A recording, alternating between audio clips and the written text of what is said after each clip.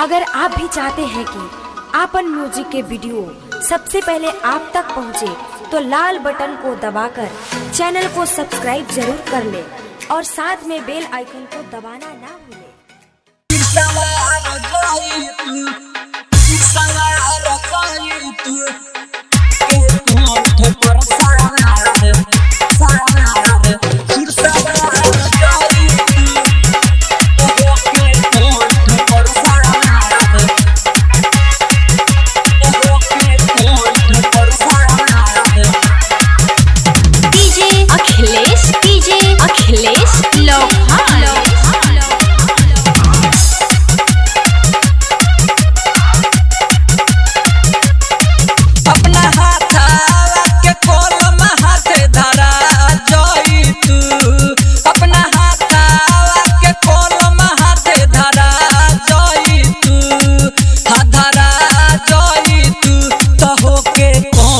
पर सवार सुर सवार जई तू तहो के कंठ पर सवार सुर सवार जई तू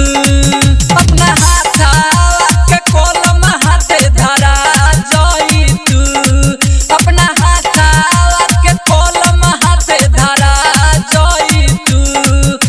धरा जई तू तहो के कंठ पर सवार सुर सवार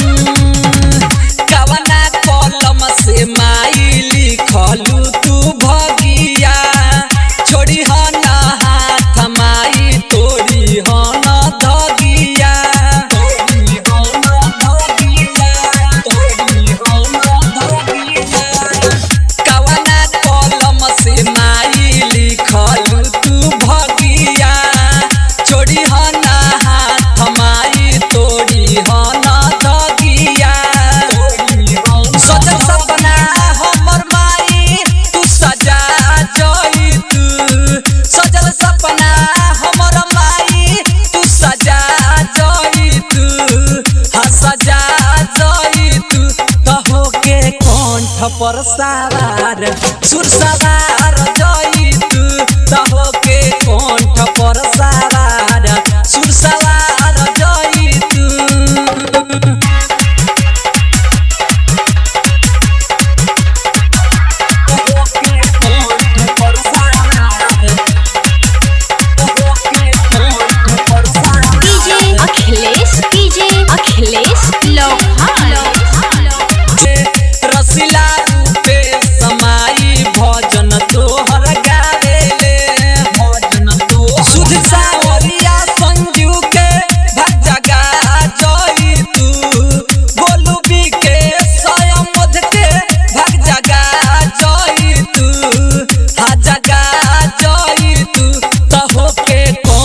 पर सवार सुर सवार जई तू तहो के कंठ पर सवार सुर सवार जई तू। ज्योति रिकॉर्डिंग स्टूडियो लोखा।